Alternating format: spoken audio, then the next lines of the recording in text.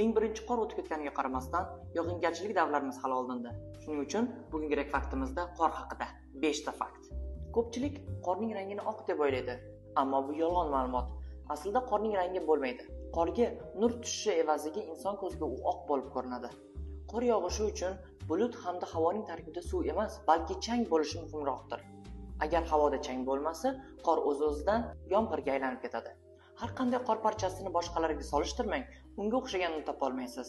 Ulardagi yagona o'xshashlilik bu ularning 6 ta qirradan tashkil topganidir. Bitta qor parchasi osmondan toki yerga tushgunigacha kamida 1 soat vaqt ketadi. Qor yog'ayotgan paytda atrof jimjit bo'lishiga sabab qor tarkibidagi changdir. Zero o'sha chang atrofdagi shovqinni o'ziga tortib olish xususiyatiga ega. Bugungi yetkazmoqchi bo'lgan ma'lumotlarimiz shulardan iborat edi.